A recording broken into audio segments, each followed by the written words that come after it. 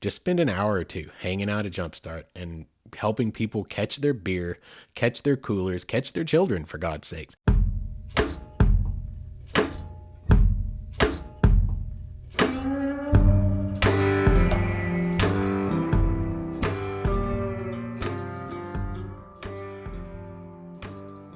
Good evening, everybody. I'd like to welcome all of you wayward souls once again to an episode of the Wayward Stories podcast. Wayward Stories is where we tell your stories of adventure in the great outdoors and even a little bit of self-discovery in there. If you are indeed one of those wayward souls out there finding yourself, we like to hear those stories too. If you'd like to share your story, be sure to shoot us an email at mywaywardstory@gmail.com. And, as far as getting in touch with us, man, hit me up on Facebook, on Twitter, Instagram. Yeah, come find me. Go to the website, waywardstories.com. You can find links to all my social pages there. I'd love to hear from you guys. I'd love some feedback on the show. I'm all about constructive criticism. We're always trying to grow and be better in all aspects of life, but especially in anything artistic and productive that I am doing. Always trying to improve it. And the only way to improve is to know what people think about it. So I'd love to hear from you guys. What are we going to talk about tonight? We're going to stay a little bit closer to home for me tonight anyway, and we're going to take a little trip over to the Mulberry River in the Ozark Mountains. The Mulberry River is designated as a National Wild and Scenic River. It is undammed, much like the Buffalo River. It is free-flowing 70 miles through the Boston Mountains in the Ozark National Forest.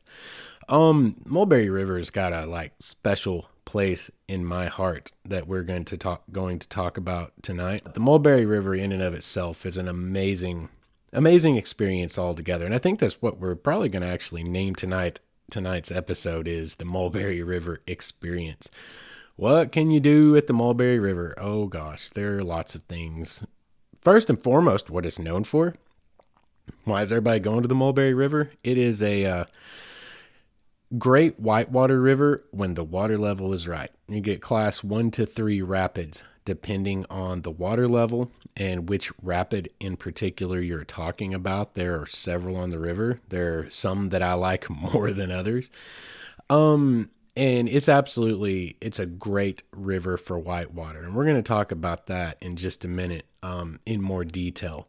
But what else can you do other than just float the river? Well, you can camp, you can hike, you can fish upon it. There are lots of photographic opportunities.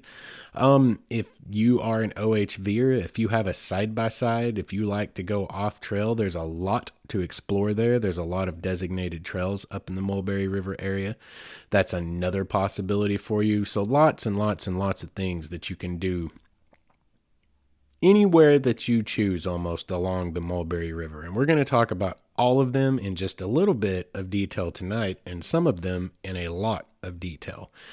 The Mulberry River in my adult life has always been there as one of my destinations. You're going to go at least once a year. Even if you have other places that you're visiting more often, you're going to the Mulberry at least once a year. The trick is catching it when the water is right.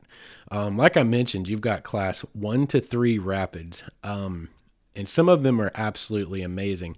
But it's all about catching the river at the right water level. So there's basically 3 generalizations that I can give you. Let's compartmentalize it into 3 categories. The level anywhere from 1 to 2.5. You know what? Let's do it this way. Let's categorize it. I think this is a good analogy to use here. Let's categorize this as if it were car races. Level 1.0 to 2.5. That's going to be basically rock crawling. That's like if you were a Jeep guy and you like to go out there and you like to rock crawl. It's going to be slow. You're going to be dragging your butt through a lot of rocks. It's okay. It's great for beginners. It's great to take kids out on because there's not a lot of dangers that are associated with the Mulberry at higher water levels to go along with it. It's a lot more tame at that level, but there's a lot of dragging. We're going to call that rock crawling. Now, from 2.5 to basically 4.0, 4.1, 4.2, somewhere in that area, but 2.5 to 4.0 for ease of understanding. That's going to be like Formula One racing. You ever watched a Formula One race? I know a lot of people have not because we're in the South. Everybody here watches NASCAR, but Formula One race are the ones where they go really, really fast through lots and lots and lots of hairpin turns and sharp corners.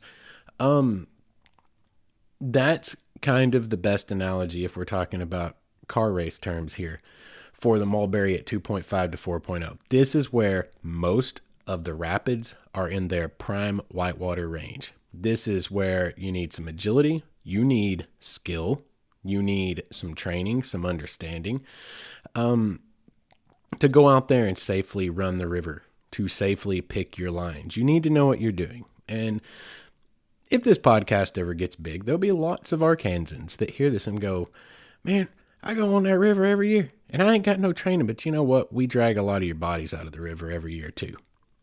Just because it hasn't happened to you doesn't mean that it won't. The river is very serious. The river is very serious. In that range, a lot of bad stuff can happen. I've been on that river so many times in my life, even long before I was ever in search and rescue. And let me just tell you something.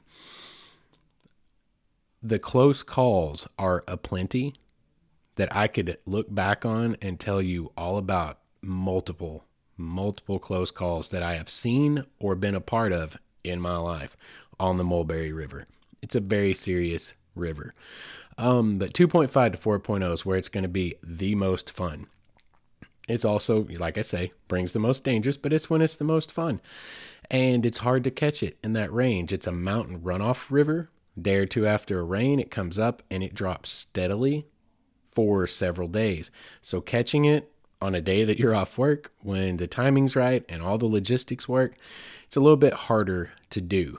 Above 4.0, to continue with our car racing analogy, above 4.0, it's basically a drag race. All your rapids are washed out. You may have some corners and you're definitely going to have strainers, and the river gets up into the forest. It still has its associated dangers, but basically you just point the nose downstream and hang on. You're moving. There's not a lot of rapids to run. There's not a lot to concern yourself with, except for possibly spinning out in a big hydraulic somewhere and coming out of your boat. It's okay at that level. It's not my favorite. I did it last year. Matter of fact, the last time I was on the river, it was like 4.4. And it was just a drag race. You can actually see the video of that day if you want to get an idea of what the river looks like above 4 feet on our YouTube, youtube.com/wayward stories. I think it's actually titled Mulberry River Cave, because we found either a mine or a cave that day that in all my years on the river, I've never seen. It looked like it had recently, the shoreline had been recently cleared out. And a few of the intrepid amongst us went up in there a little ways until it got kind of freaky deaky, like getting into mud that's like mid shin deep and kind of starting to descend into the depth of something. It's pretty interesting, but yeah, go and check that out. But you can get an idea of what the river's like at those levels. What I'm running into tonight, as far as challenges go to recording, is like basically the outline. I've spent so much time there and I've done so many things there. What is the best way for me to line it out? Because I also want these podcasts to be informative for anyone out there that, definitely outside of our area, because we've already had listeners in Australia, in Europe. We've had listeners, a bunch of them in Seattle for some reason, up in the Northwestern in the Pacific Coast area. That might have been from the Big Sur and the Yosemite episodes, but we've had a lot of listeners out there that might get a wild hair and want to come see our beautiful rivers and our beautiful mountains here in the Ozarks. So I want these podcasts to also be informational and kind of lined out in a little bit of an outline. I talk off the cuff. I do not script any of this, but I have an outline just off screen right here in front of me to kind of keep me on track. Because as we've learned in the first 11 episodes, I am quite tangential, yeah. And I like to chase rabbits down holes, and I get off track, and I have to have a little waypoint GPS marker to bring me back home, get me back on trail. So let's see. Let's do it this way. Okay, from there, let's go into in my bigger story that we talked about back in the first 6 episodes. We kind of strayed away from that, and that's fine. It's what I wanted to do, and that's where we went. But in my bigger story, the Mulberry River plays a big part in it because when I mentioned in those first couple of episodes that when the wilderness started to call me back and when I had too much free time on my hands after a very traumatic experience and I did not want to sit at home alone because I knew the depths of depression and things that awaited me if I did that, the Mulberry is where I went the most because it's roughly an hour and 20 minutes from me. Just about anywhere on the river, I can throw up my hammock for $15 a night. It was affordable. I can spend time in the river. I can be around humans. Have you ever been in a place in your life where it's like you want to be around humans, but you don't want to be with humans? I went through a big phase of that because after some very extreme traumas, sometimes you reach a point where it's like you don't want to be alone, but you also don't want to be with anyone. So it's like if I can just be around people, and the river was a great way to do that. I go put up my hammock, spend a grand total of like $30 for the entire weekend, have my hammock up, have a campfire at night, experience all the wonders that are up there that we're going to talk about when we get into the campgrounds and the things that the Mulberry has to offer a little bit later. So it was like a very important friend to me. It's where I could go the easiest and the cheapest and give me something to keep my mind occupied and off of the crappy stuff. And it was kind of perfect for me because the Mulberry River is beautiful. It is fun. And it also offers absolutely amazing smallmouth fishing. So I had two or three things that I love there. Got photography because it's beautiful. Got fishing because it's fishing. Got the river to kayak. There's just so many ways that you can have a good time up on the Mulberry River. Some of the things that, well, I'll tell you what, let's talk through a basic weekend I would have up there. Give you guys an idea of how I enjoyed it, how it worked out best for me. When it comes to camping, you have several concessioners that you can pick from. You can pick from Turner Bend. You can pick from Birds. You can also stay at some of the non-concessioner camping sites, which are U.S. Forest Service ran, which is going to be Wolf Pen, Redding. And also anywhere in the National Forest, you have dispersed camping, which is basically pick a spot and camp, which is how we always camped while I was growing up down in the Ouachita National Forest. The disclaimer warning there is if you're going to try to disperse camp in the Ozark National Forest, you need to be very careful about not being on private property because the vast majority of Northwest Arkansas, the Ozark Mountains, and I mean even North Central Arkansas, it's mostly owned by private individuals. Like there are very small sections of national forest, and you need to be very careful about knowing when you are in them before you decide to just pick a camping spot and go. But dispersed camping is available to you in the Ozark and St. Francis National Forest, but St. Francis doesn't apply to us tonight. We're talking about the Ozark National Forest. Wolf Pen, they've only got 6 spots. Wolf Pen's a pretty decent place, but they've only got 6 camping spots available, and all they have is a vault toilet. That is the only thing there. They don't even have running water. It is much more of a primitive experience, which I'm all for. I'm down for primitive. It's the cheapest, and it's also the way I like to camp. Redding, I've stayed at Redding a couple of times. It can get a little bit rowdy. Depends on how and why you like to go camping. If you're there for the silence, you're not going to get it at Redding. But it is a pretty good spot. They have 27 spots there to camp on. They also, though, they have toilets and showers, and it's a nice, clean, at least the last time I was there, things can change. But it was a really nice, clean little bathroom area where you could shower and go to the bathroom, kind of centrally located there. The thing about Redding, it has a good river access. I mean, it has like steps down to the river. It's a great place to launch your kayak, your canoe, your whatever. If you were like floating yourself, if you're self-shuttling your own equipment on the river. But like it's tight. There's not a ton of like beach space. Let's call it beach. Let's say gravel bar. It's a river. There's not a lot of gravel bar space going on at Reading. So when you have, and there's always going to be, the spots are going to be maxed out. When you have 27 groups of people, most of them are families at Reading. Every time I've gone down to Reading, stayed at Reading, or floated through Reading, because you do pass through there when you're heading downriver, there are lots and lots and lots of people taking up all the space. Basically anywhere you could look, there are people. Like if you want to sit down there and fish, or just kind of catch some rays, like it's not really primarily suited to that, but it is a good access to the river, and it is a nice little campground. Like I said, it can get a little rowdy. As far as concessioners camping go, Turner Bend and Birds are the two that are up in the section of the river that is the most floatable. Between the two, like I'm going to be honest about both as much as I can, knowing full well that they may listen to these. I love the people at both places a whole lot. I've spent a lot of time up there, and I've stayed at both. I try to split time, honestly, because I want to be fair about who I give my money. I'm such an idiot. I'm a nerd, guys. I don't know, but like I want to support both equally because I've had great experiences at both. There are some very intrinsic differences between the two, and I'm gonna line them both out right here real quick.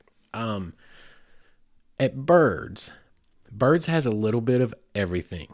They have absolutely prime river access. I mean, they've got, okay, I don't even know how to put a number on it, but I'm sure they have more than a mile of riverfront access.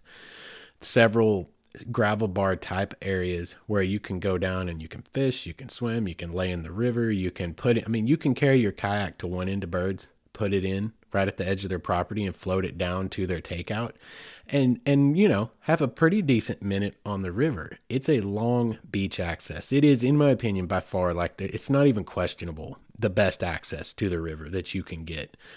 They have camping, from RV camping all the way down to primitive camping. I always primitive camp there.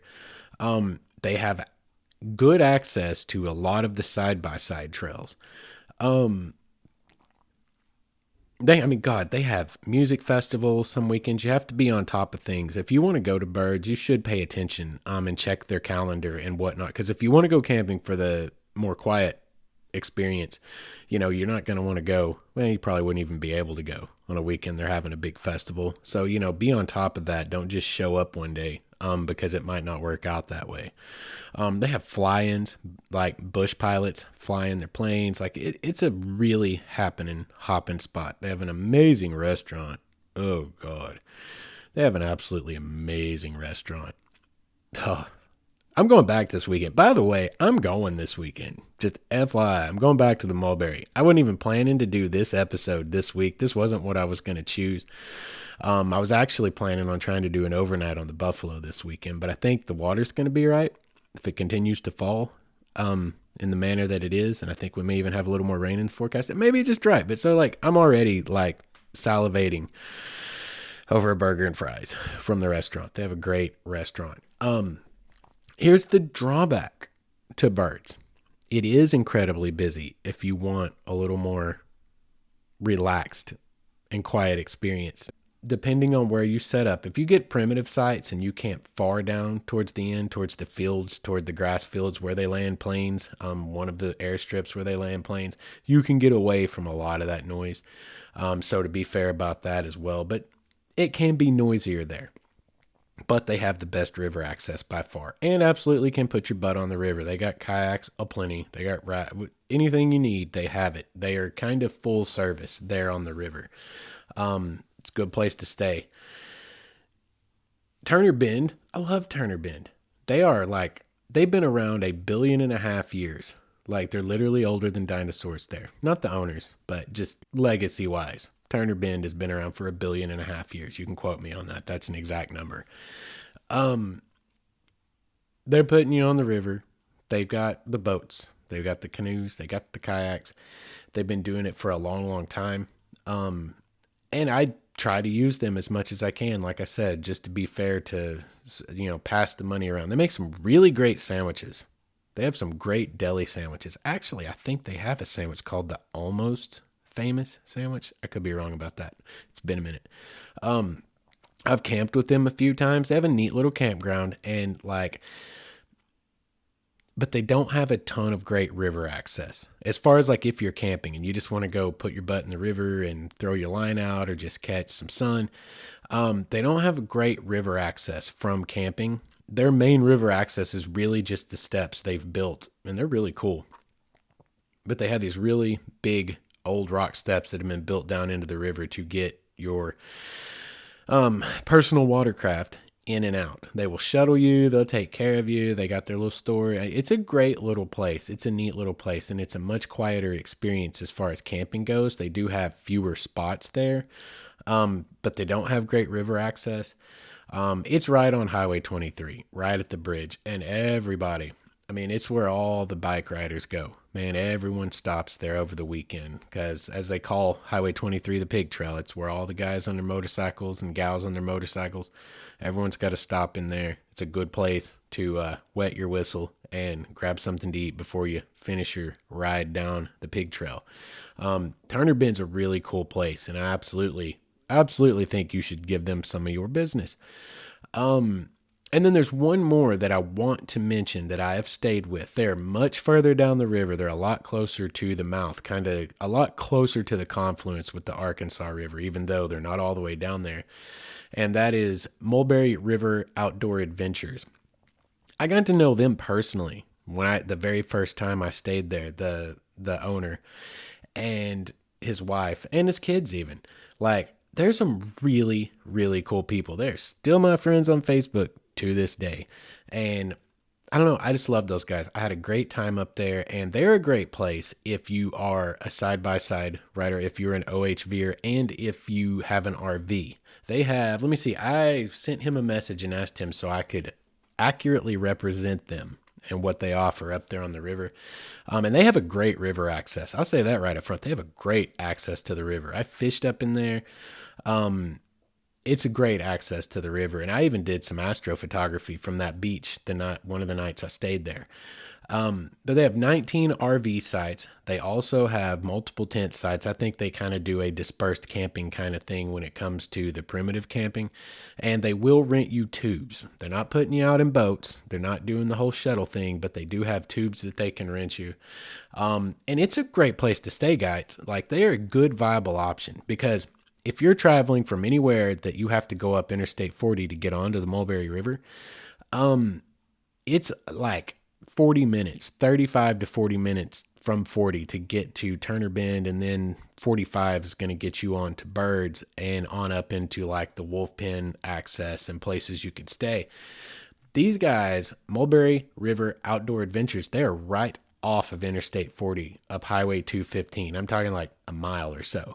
And they have good river access, and they're only about 30 to 35 minutes from Birds and Turner Bend. So if you want to stay there and you want to take your RV there, and I didn't think about this because I don't have an RV, but this is something to take into account. If you have an RV and you don't like particularly care for driving that monster up Highway 23 and all its little switchbacks and hairpin turns, it might be a great place to kick it.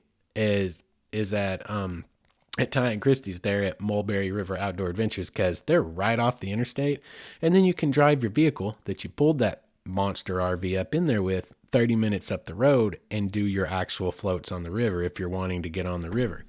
And they also have access to a lot of OHV trails there. I see pictures on Facebook all the time from Ty there where he's out adventuring, finding waterfalls and all kinds of stuff all over the place. So they have great access to the OHV trails, and they're super nice people, super reasonable rates. So those are the three main concessioners. I feel that I have represented all three of them accurately and fairly to the best of my ability. And now I'm going to talk about some of my stories from the Mulberry River. 2 years ago when I started going all the time again, you go, like I said, at least once a year, every year. You have to. It's law. It's a bylaw. It's one of those ancient laws that nobody knows about in Arkansas. Like, I think in Texarkana, you can beat your wife, but only on Sundays between 2 and 4 o'clock on the steps of the courthouse. I believe that's accurate, or maybe it's all day Sunday after church. I'm not sure. But those guys, it's also in Texarkana illegal to ride your horse. This is true story. It is illegal to ride your horse in Texarkana, Arkansas / Texas / Louisiana, whatever, in 2 different states at one time. Look that up. If you don't believe me, look it up. But anyway, it's law in Arkansas. You have to go to the Mulberry River at least once a year. Just FYI. But I started going back regularly, like every other weekend for a while. And at that time, I was hopping between all 3 of the places I mentioned. I typically end up staying more often than not at Birds. The reason I end up always staying at Birds is because there is a primitive spot right above some rapids on the Mulberry. I mean, literally above them, like 20 feet off the water. It's a primitive spot. Man, I shouldn't be telling y'all this. I ain't going to be able to get my spot no more if people start listening to this. 2 trees perfectly spaced to hang my hammock, and I can lay there and rock in the breeze to sleep to the sound of the rapids over the Mulberry River. It is a great little spot, and many nights in the summer is one of my favorite things in that area. And I love this spot because I don't have to walk far to see it. I can just take my chair back 20 feet and be at the top of the little bluff there. And in the summer, oftentimes, there are just thousands and thousands of lightning bugs. And they float. It's interesting because they don't go all the way down to the river level. Again, you're like 15 to 20 feet maybe above the level of the river on top of this little bluff where you can sit and watch this. And what's so interesting about it to me is they don't go down to the river level or really anywhere in between. They're right out in front of you. Like, let's just pretend the bluff that you're sitting on just extends all the way across. It's like they're floating over a pasture. And it's so surreal to watch. It is a really, really magical little event that goes on there. And they just float all night long, just back and forth. And there's literally, especially when they get really heavy in the summer, I'm talking like thousands of them. And between seeing them and the millions and millions of stars above you, because this isn't quite dark sky park status area, it is really close. If you ever go to the dark sky park map, this is one of the dark grays before it turns to a complete black, showing no light pollution. It's pretty dark there. There's not a ton of light pollution. It's a good place to go look at the stars and do your astrophotography. But like, I remember one night specifically sitting there on that bluff, watching the fireflies, the lightning bugs, drift lazily 20 feet above the river, eye level with me. And they were almost indiscernible from the stars above them. Like it almost blurred together. And it was just a really, really neat experience. I remember specifically that night too, that there were thunderstorms, little pop-up summer, overnight type of summer showers, little thunderstorms popping up all night. And the moon came out that night, and it was a bright full moon. And oh my gosh, the moon over the river, the lightning bugs over the river, the thunderheads that were just piling up into the sky to either side of the moon, like it looked kind of like a painting or something out of a movie or a book you read once. I almost feel like I've seen it before. It was just beautiful. It's absolutely beautiful. And it's great because you can sit there and you can watch this until you're done with that and walk back over to your fire, wait for your fire to burn out, climb into your hammock and listen to the rapids and listen to the Mulberry River roll, and wake up the next morning, go down to the bend, get you a little morning bath in ice cold water, maybe do a little fishing, wake up. You can go up if you feel the desire and have a great breakfast, their cafe, and then get your butt put on the river and spend 6 or 7 hours. Well, probably not that long, depending on how high you can put in. A lot of times that changes based on obstacles that have washed into the river, like strainers and down trees. But get your butt put in the river and spend 4 or 5 hours running class 1 to 3 whitewater rapids. And for me, like, this is how I like to do this. Ooh, I can't wait to talk about this. This is what I like to do. I take my little ultralight rig that we've talked about now so many times in so many different episodes. I take my little ultralight rig and I take nothing else but twin twirl-tail grubs. The vast majority are white, and then a handful of dark green ones. And then I'll take two super ultralight. I forget if it's like 3/16. I think it's 3/16 out ounce Buzz King buzz baits, because there are also largemouth bass in the Mulberry, and you will find lily pads here and there.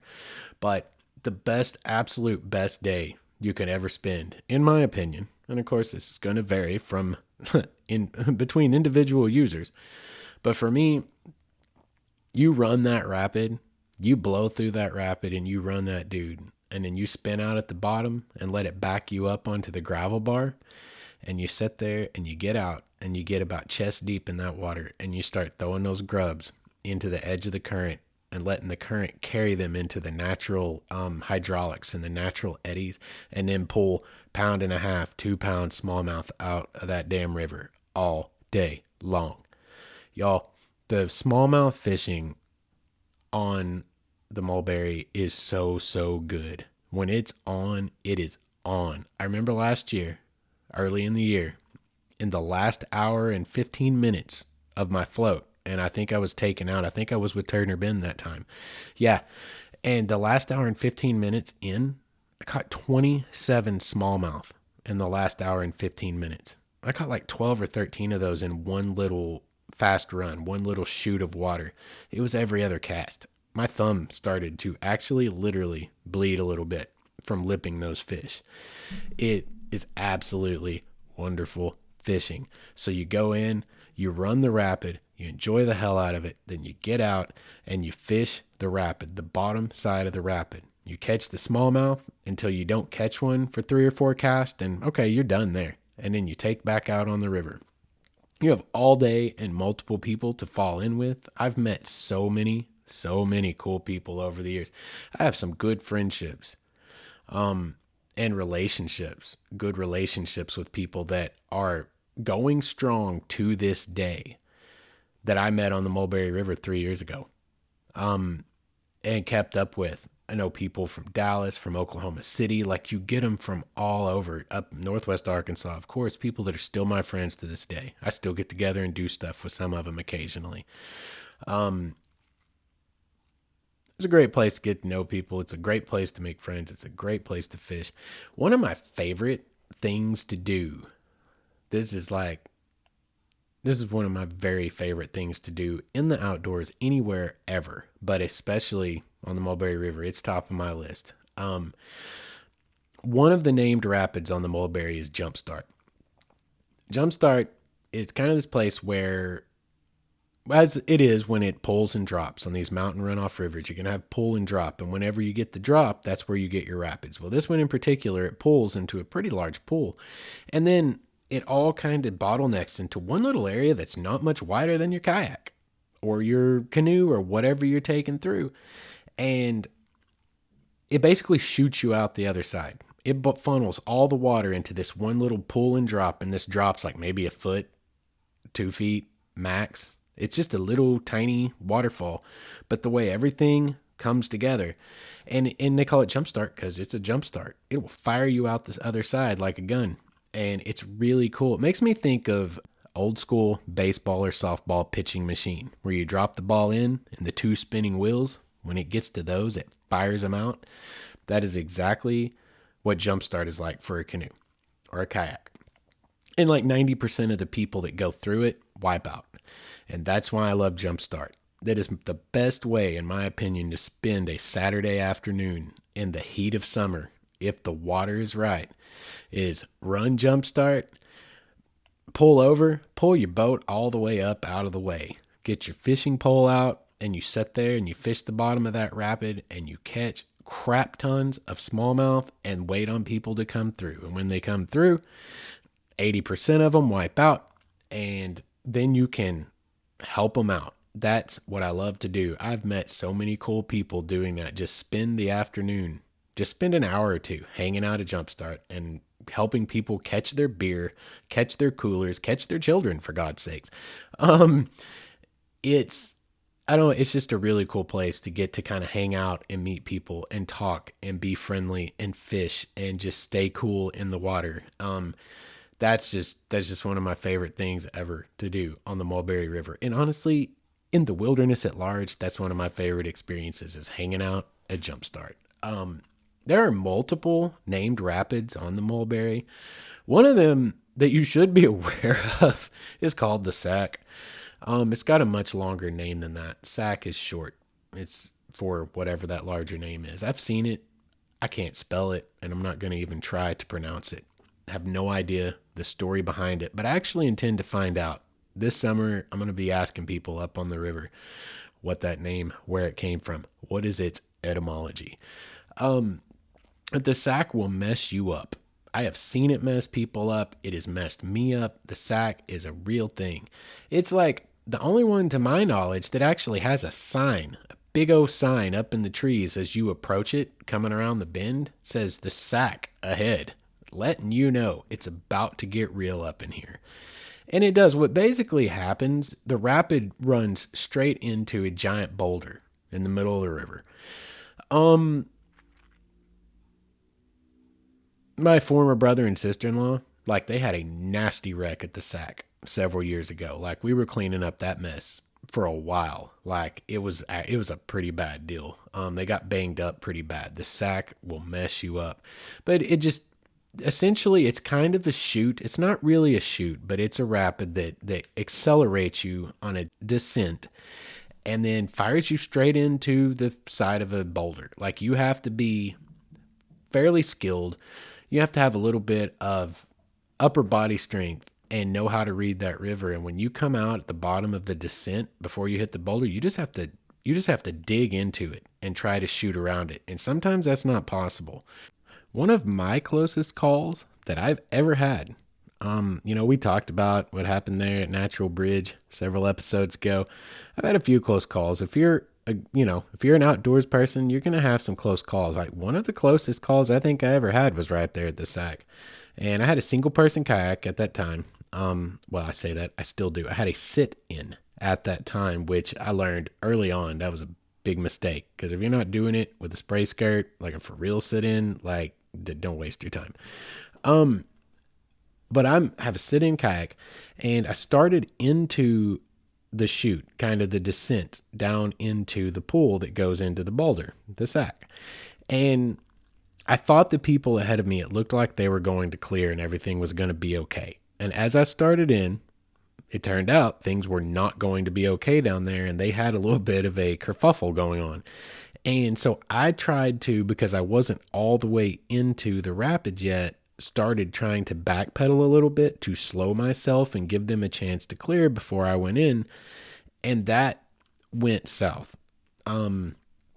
Essentially the kayak, I turned to the side and it turned under. And what ended up happening, I still can't reconstruct it to this day in my head because it all got crazy. It was like a washing machine for a minute there. What ended up happening, the end result was I was in the middle of the rapid going down with a whole lot of water pushing me down that way, wedged between a really large rock in front of me, and I was looking right at the Sac so that my back was facing upstream. I couldn't see what was coming from behind me right in the middle of the rapid. I'm pinned between a very large rock and my kayak, which is setting broadside on me against my back. And I'm about neck deep in water. I mean, it wasn't like so extreme that I just had like my nostrils showing. No, it wasn't that bad, but it was still scary close. It was up in my neck area and it wouldn't take much shifting for it to be over my head, right? We're talking 6 inches here, 4, 5, 6 inches. And you think water is heavy? Water pushing on a 9-foot, 4-inch kayak that is broadside in the current against you, like a sail, like a ship sail, that is really heavy. And I was pinned. I was wedged. There was nothing I could do for a minute. And I think I do really well usually in stopping myself, slowing down, and thinking through situations. I've always been pretty good at that. This time, I got real close to being like, ah, shit, this is it. Like, this is it. But I did stop myself. I did take a deep breath and I started thinking immediately, I have to do something quick because there are going to be people rounding this bend behind me, coming in, not being able to stop, and they're either going to get turned over and we're going to have a huge mess, or they're going to have to plow right through me, and I'm in between my kayak and this big rock. This is just not good in any way, shape, or form. So start thinking about the situation, start trying to figure out how I was going to handle it. I tried wedging left, tried wedging right, could not get the kayak to come loose from me. It was like it was caught perfectly broadside in the current against me, and it didn't want to go anywhere. And ultimately, I don't know how long I was in there. It seemed like a long time. But again, we've talked about how when things get tight, time can slow down. I don't know how long I was actually in there before I made the decision and found out how to get loose. But it felt like it was too long. I was getting concerned about, I'm about to get plowed from behind and this is going to get way worse. So finally, I realized, I was like, okay, I can't get loose left. I can't get loose right. The only way to do this is to go underneath it. I'm going to have to, because the way it was situated on my shoulders and the back of my head, it was more on top of me than really kind of perpendicularly broadside to me. And I thought the only place that I have leverage is to slide out from under it. And that could get ugly. Like, I'm going to choose to go underwater under this kayak in the sack. And then I'm going to have to go into the sack without anything. I'm not going to be in a vehicle, any kind of personal watercraft. I'm going in floating. This is just not good. But that was the decision that had to be made, because I had to get out of the rapid. I had to get out of the situation, because it was only going to get worse the longer I stayed there, right? So I did exactly that. I finally made the call, like, well, it either ends here or it's about to be over with. So let's just get this done. Took a deep breath, pushed myself down below as hard as I could, and basically almost did kind of like a swim move in American football to work my way under it and let it go over the top of my head, which put a big old nasty cut on the back of my head as that molded plastic scraped past me. But it came loose and took off into the rapid in front of me, and I came loose and was able to come back up and make it out. It wasn't pretty. I lost a lot of good stuff that day, but it's better to lose stuff than to lose yourself. And we got out of there, but that was a close call. I'm just, that was my little personal anecdote, but I'm just trying to tell you, the sack is for real. And when you see that sign up in the trees that says the sack ahead, make a good decision. Be a good decision maker. Get around the corner, look at your line, eyeball it, and decide if you want some of that. And just be prepared for what's coming if you do want some of it. And if you don't want some of it, beach then and go around it. That's all you got to do. Is portage or portage, depending on if you're Canadian or American. Just portage your way around it. It's not going to kill you to walk around it if you have to. In non-related news, but talking about the sack, really great fishing hole for smallmouth is on the underside of that boulder on the other end of the sack. After it's made its way around it, that's a great place to set your butt down and catch some fish out from under that rock. They like to hang out underneath there because you got all those bait fish, and also like Bud Lights and Coors Lights, and fish are kind of alcoholics. Nobody knows that, but it's true. Hanging out down there waiting for all that stuff to come through the rapid. And it's a great place to catch fish. When we're talking about, speaking of critters on the Mulberry, talking about fish and whatnot, we do need to talk about water moccasins for just a second. It is kind of known for that, especially the lower end of it, where the water gets a lot more calm and there are less rapids and they're further between, getting closer down to the river. It's kind of known for water moccasins because there are a lot of them. It is a wild, national, and scenic undammed river, and it's way back in there in a lot of places. It's situated in farmland. The private land that is there, most of it's in the mountains. There are absolutely a lot of water moccasins. You will see them. And the main thing I want to talk about with them, I don't want to beat on this and I don't want to spend a ton of time here. Right up front, you need to know I am phobic of snakes, and I ain't even embarrassed to tell you that. I'm a grown-ass man and I ain't embarrassed. I am phobic of snakes. Resulted from a childhood event that maybe we'll talk about someday. But like to this day, like, good example. You guys ever seen like Chris Angel, that mind freak guy? He was big back in the day. He might still be around, but he could quote unquote levitate. He's a magician, freak people out. No, like that's a trick. Okay. Just in case you guys didn't know, Street magicians, all that stuff, none of that's real. Those are tricks. No, me personally, Justin, the Wayward Son, whatever, I can levitate for real, real. You show me a water moccasin, any snake, God, any snake. I don't care if it's a freaking garter snake and it catches me off guard. I can float. True story. I have witnesses. So I want you to know up front, I'm terrified of snakes. So everything after this has some context for what I'm going to tell you. There are a lot of water moccasins on the Mulberry, and that is a true statement. But there are a lot of misconceptions about them that I'm going to go over real quick and basically end all of this. I'll tell you the end from the beginning. I'm going to tell you at the end to leave them the hell alone and don't kill them. You're in their world. Let them be in their world. And you just respectfully mind your own business and get past them. But let's talk about them real quick. They're easy to misidentify, okay? Because they're big. In the old ones, they get to where they lose most of their banding and they're basically black. They look like big black water snakes. It's hard to tell them apart from a regular water snake.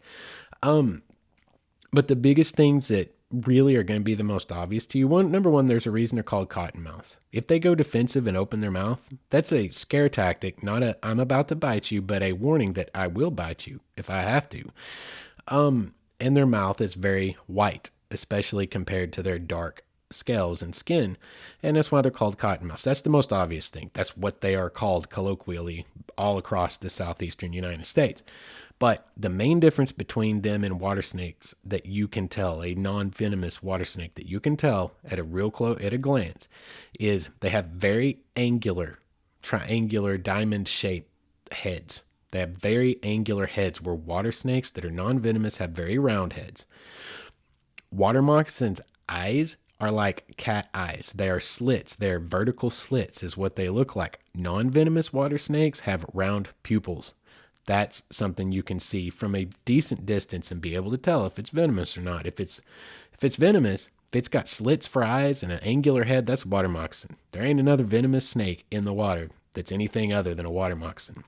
The younger ones still have the bands, and they're very obvious, even though those can be confused with banded water snakes. The best way to tell is by the shape of their head and by the slits in their eyes. And basically, what I want you to know is, you've always heard water moccasins are aggressive. I talked to an actual biologist about this, and if you want to argue about it, you can argue with biology. Then I Googled it, and I double-checked what I heard from her on Google. They have done tests. They've done scientific tests to test their aggressiveness, and basically, they're not as aggressive as we all think they are.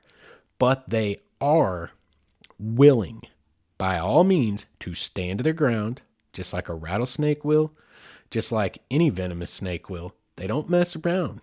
They will stand their ground. You're in their world. They feel like they have the right to it, and they, by all means, do have the right to it. That's when they're aggressive. So basically, don't mess with them, and they won't mess with you. Most instances, they're not going to come after you. I have been in cases, personally, myself, where I saw a water moccasin that felt like he was after me. It felt like it. He came across that pool after spotting me, or I spotted him. I could see him underwater, and I felt real certain he was coming right after me. But science says that is not common. Mostly, you're provoking them. If you're going to get bit, you're provoking them. And a lot of times in the testing, when they were being provoked, even then they didn't bite. They did like defense mechanisms and tried to get away.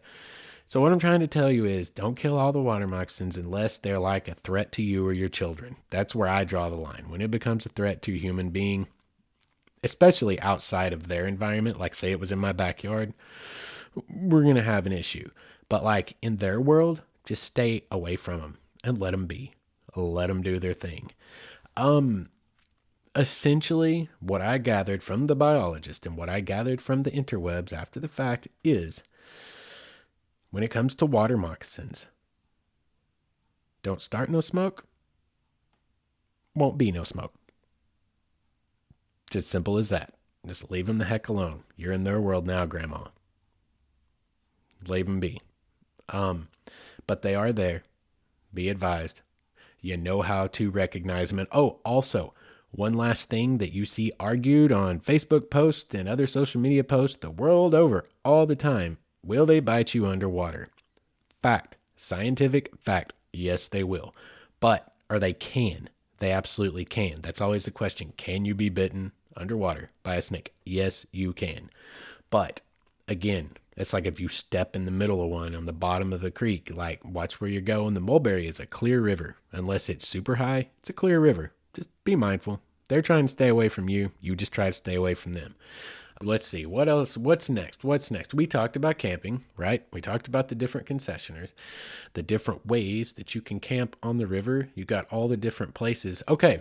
When it comes to actual floating the river, Turner Bend will put you on, Birds will put you on. They both will also shuttle your personal kayaks. I'm imagining they'll shuttle a canoe too, but for the freaking life of me, I can't think of why anyone would own their own canoe when you could just buy a kayak. Um, oh my God. If I ever have Canadian listeners, I love y'all. I love Canadians a lot, but they are all about the canoes, y'all. There's a great podcast out there I used to listen to a lot. I haven't in several months, but called Paddling Adventures Radio. Derek and Sean, those two cats, they're up there in Canada. They paddle for real paddle. They do week-long paddle trips up in the freaking Canadian, the Great White North, eh? They're all about canoes. They don't care so much for the kayak thing. But to me, God, why would you carry that heavy freaking canoe when you could have kayaks? 2 kayaks for the price of a single canoe by far, instead of, oh, well, we can fit 2 people in the canoe. You can fit 2 people in 2 kayaks too. But anyway, I digress. They will shuttle you around, or you can do the wise thing, buy your own kayaks and stuff, and shuttle yourself. If you have 2 people, 2 friends, and 2 vehicles to take, you can shuttle yourself. The Mulberry River has multiple access points. I printed out a little map here so I could do them in order and get it all right. You can put in an access at starting on I guess the river really runs east to west more than north to south, though it does end to the south eventually. But east to west, starting up at really the first floatable portions of the river, you have Wolf Pen, Little Mulberry, High Bank, Indian Creek, then you have Birds Adventure Center, then the Redding Campground that I talked about. The very next one available is Turner Bend. You see all 3 of those are right together. Now, they're not together mileage-wise. There's distance between all 3, but they're all right in that kind of heart of the river area and the rapid area. Past Turner Bend, and this will be Forest Service. The next 3 will all be Forest Service accesses, and that'll be Big Eddy, Campbell Cemetery, and Mill Creek. Campbell Cemetery you can camp at. I'm unsure about Mill Creek. I tried to Google just to see. I've never been there. But I know you can at Campbell Cemetery. All 3 of those are access points, and you can pick anywhere on here. If you have 2 vehicles, you park one at the bottom, take both of your kayaks, or if you have a trailer, however many you're taking upstream. At Birds or Turner Bend, you would probably pay to access the river to put your personal watercraft in. But Redding, Indian Creek, any of the others are U.S. Forest Service accesses. It's not going to cost you anything.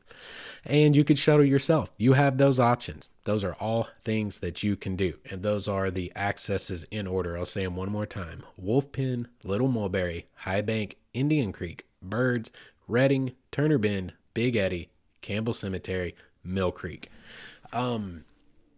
If you're into hiking, if you want to camp up there at any of these places, or also you have the Mulberry Mountain Lodge. Where's my iPad? I need to Google that. I've never stayed there, but they've got this giant lodge up there just up from the junction above Turner Bend where you can turn and go to Birds and head toward Oark. You can go on up and they've got this big lodge up there. I've never been there, but they host a lot of events. I've seen a little bit about them here and there, and I'm sorry, guys, if y'all are listening, I didn't mean to leave you out, but I've never actually done anything with you, so I couldn't really give you a good review as it is. But hey, at least I can shout you out and say, this is up there, and if y'all want to check them out, Google it. But of all these different things, you can do a lot of hiking. Okay, as far as hiking goes, there's the Redding Spy Rock Loop. Well, we mentioned Redding, so if you're camping down at Redding Spy Rock Loop is in the cards.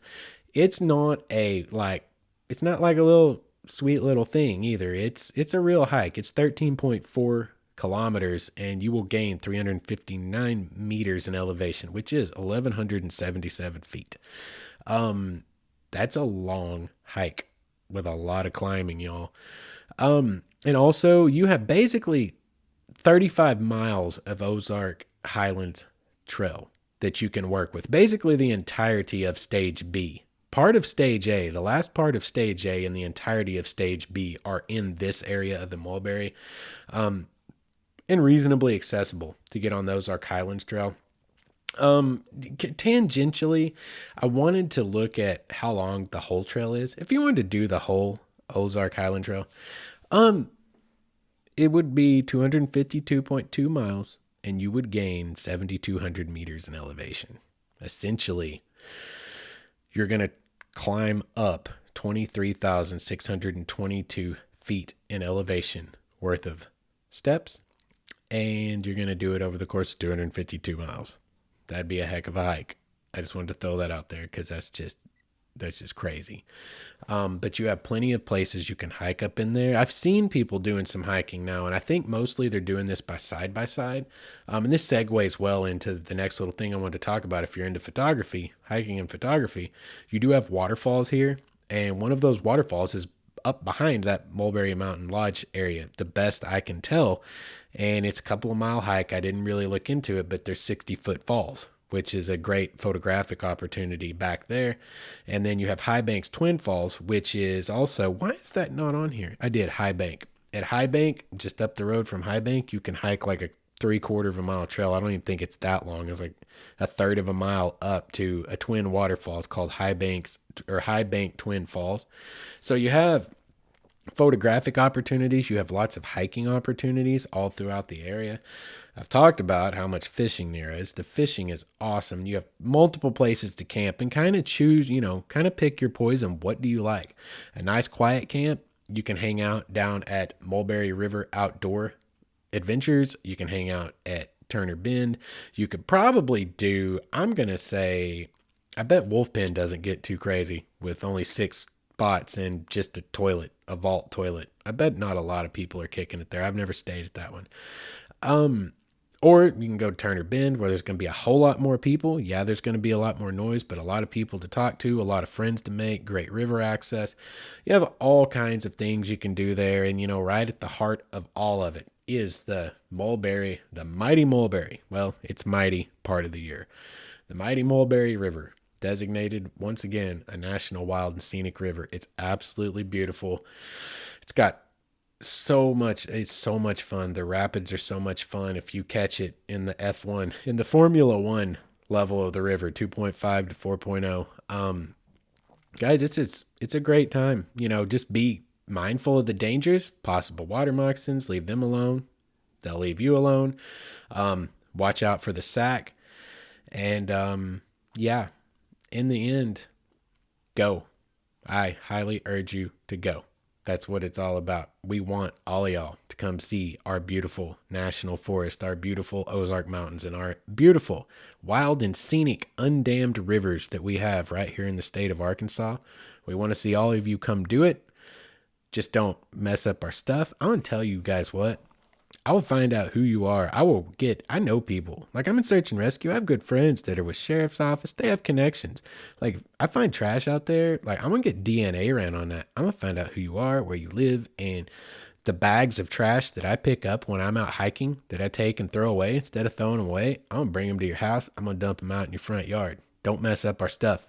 If you come, we want you to come. Definitely come spend your money here. We definitely want your money, but don't mess up our stuff. This is a beautiful, beautiful place. There's a reason Arkansas is called the natural state. We are very proud of it and we want you to see it. Just don't come jacking with our stuff. That's all I'm trying to say. I think that pretty much sums up everything I have to talk about. Guys, I got stories and stories and stories about the Mulberry River. We could talk for hours about things that have happened there, things that I've seen there. But really, I think we've already pushed an hour, if not longer, and I have covered all of the high points that I wanted to. I talked about the river, talked about the fishing, talked about the camping, the hiking, the photographic opportunities, all the good people up there that are concessioners that deserve your money if you come. I think that we have pretty much knocked it out for tonight. So I am going to wrap it up there, and I would like to say thank you all for coming back and listening yet again, and I hope to see you again next week. Next week, hell, I may have a story next week about whatever happens on the river this weekend. We shall see. Please, by all means, guys, I want your stories. Submit them to mywaywardstory@gmail.com. Go over to the website, waywardstories.com. You want to get to any of my social media pages, you can go to Instagram. You can find all kinds of stuff over there. We got a lot of stuff going on over at the website. Please, by all means, wherever you're listening to this, whether it's iHeart, Stitcher, Apple Podcast, do not care. Please, please, please rate, review, and subscribe. That helps us get noticed. That helps us get into other people's ears. And that's what we are after. And if you'd like to support us on Patreon, you can do that. Patreon.com/wayward stories. And as always, 20% will go to a charity. The rest will keep the lights on here in Studio 119. And until next week, y'all, as I always say, be good to each other and get out there in the world. Find something good, something that you can do that can make a difference and make the world a little bit of a better place. We here at Studio 119 would like to remind all of you out there listening, wherever you might be, that though the hill might be steep and the trail be rocky, the mountaintop awaits. Carry on.